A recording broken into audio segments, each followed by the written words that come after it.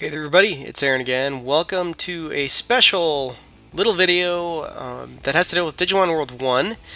And this is somewhat by request, more because I received some questions or read a statement in the comments about not being able to get not being able to get to ultimate level in Digimon World 1. And so I figured I would write some of the stuff, or not really write, I would do a video for you guys with some of the stuff that I have discovered on the internet and through first-hand experience and stuff. So basically it's just a video about some tips on getting an ultimate Digimon in Digimon World 1. So one of the big things you need to keep track of when you are working with your Digimon is care mistakes. And those are things like pooping on the ground, not getting to the bathroom in time, not feeding them when they're hungry, not sleeping them when they're tired. Basically doing things that commonsensically would be considered mean, when a Digimon is sick and you decide you're going to fight and train them and all that fun stuff anyway. Those matter a lot to the game as far as what you'll get. They're also the things that can cause you to get the quote-unquote trash Digimon like Sukamon and Numamon. Making major mistakes with things.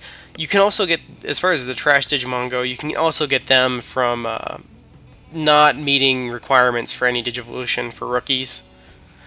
So that's another thing altogether, but care mistakes matter. They're one of the bigger ones. There's a lot of ultimates that require you to have so many care mistakes or not have so many care mistakes.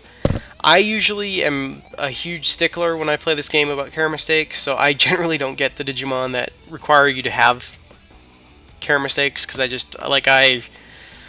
you've been watching, it's a big thing that I keep track of, and that was just from playing enough of the game to learn how much it really matters and how much it can really throw you off. So my recommendation is not to try to avoid getting care mistakes as much as possible. So that's like carrying things around, like a couple porta potties and stuff like that. Making sure you always have food for your Digimon. Another big thing is the weight of a Digimon. This can have a lot of effect or no effect at all. In fact, this actually goes for pretty much everything weight from here on out. Sometimes you just won't get an ultimate. You may meet certain requirements on an ultimate, but not others, and the game just won't give it to you. Sometimes you will only meet one or two of the requirements to get an ultimate, and the game will give it to you. It just, the way it works, there is some randomness to it to some extent. Best thing you can do is try and get as many of the requirements to get that particular ultimate as possible. Just do your best. Eventually it'll happen. So weight is one of them. And there are a lot of things that affect weight in the game. You can get items that both raise and lower weight. Something to keep in mind when you start upgrading the meat farm, you get giant meat and then you get sirloin for the last one. Those both increase your Digimon's weight by a pretty big amount. So if you're trying to get a Digimon that weighs very little, you pretty much have to switch back to just buying the plain meat and just like feeding it that. Or start getting items like, I think, hawk radishes are one of them that will lower weight when you feed it to a Digimon. So you kind of need to keep that in mind. Really, a lot of the time from what I've seen, if you would think a Digimon would weigh less, would have a lower weight, it probably does as far as the requirements for the game go. If you think a Digimon would have more weight, it probably does as far as the game requirements go. So, kind of go by that. If you want to look up a guide, I will have a link below for you guys, and I'll talk about that at the end of the video. The next big thing are the actual stats or parameters of the Digimon. These are, its attack, or its strength, its defense, its speed, brains, mana, hit points, all that stuff. These are usually the toughest ones to get, in my opinion, for an ultimate, because I've had a lot of trouble with this, and you can get around it sometimes. For example, recently we had Angemon Digivolve into Phoenixmon. My stats were not high enough for that. I got around it by hitting the weight and then hoping, basically. and probably meeting bonus conditions, which we'll talk about in a minute. So do your best to get the stats as close to what is required for that ultimate, and it'll help a lot. And if you can nail the stats a lot of the time, you will actually get the ultimate if you can hit the stats that are needed for it, especially if you hit like the weight and the stats. You will usually get that ultimate then.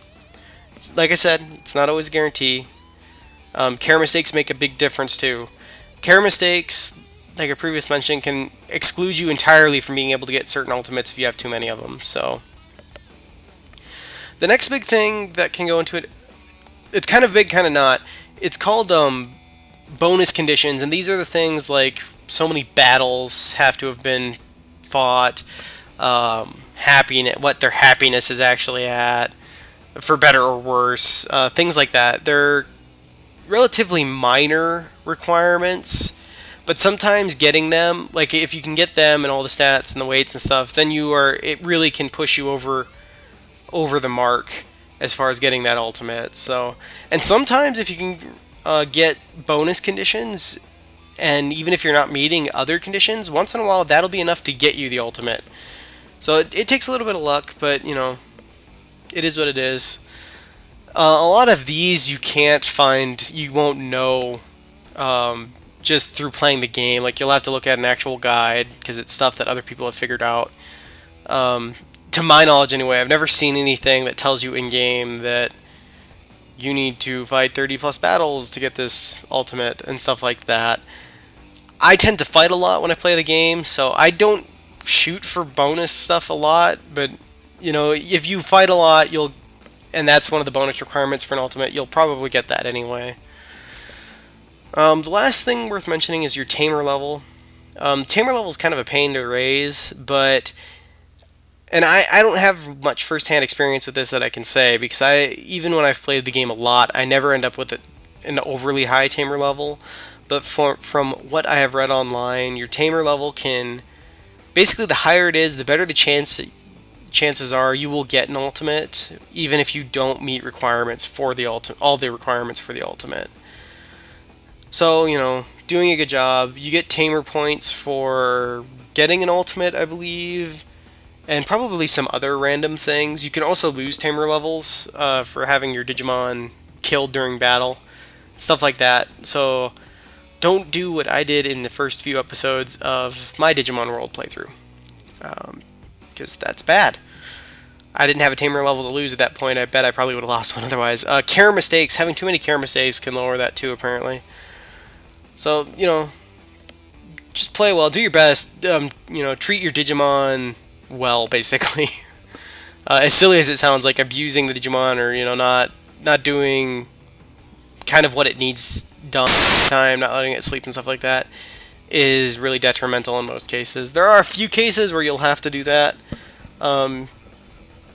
For example, recruiting Frigimon requires you to basically have a Digimon that hates the cold, get sick out in the ice world area, and like twice I think it is, to get Frigimon to join your city. So sometimes you have to do that stuff, and some ultimates probably require it too. That's pretty much it. If you guys want to read a much better guide that is more in depth, I have a link below. It is from GameFAQs. And where is the guy's name? It's by a person called Knight of Myth. It is the ultimate Digimon FAQ, frequently asked questions. It's a great guide. It breaks down what the actual requirements are for getting the Digimon, some of the ultimate Digimon. So I encourage you to check that out if you want to read more in depth about stuff. I've kind of hit some of the stuff that he does, but he goes into like way more detail about things. So I would really recommend that if you want to read about it further. I think that's about it. As far as the video you guys have been watching, this is actually from a second game that I have on my Digimon World stuff that I was using for a previous project that never got put up. And so I just ran around with my Andromon there. So, and he's an ultimate that I got legitimately as well. So, there you go. I hope that you guys find this helpful. Like I said, check out the link below to the FAQ if you want to get even more help I would recommend looking around GameFAQs for Digimon World 1 stuff if you have questions about anything with it, because GameFAQs is a great resource. Players put together FAQs and stuff for that, for many different games. So check that place out if you didn't know about it. Great resource. Alright, everybody, take care of yourselves. Hopefully you found this video worthwhile and interesting. And I will see you guys on the other side. Bye-bye.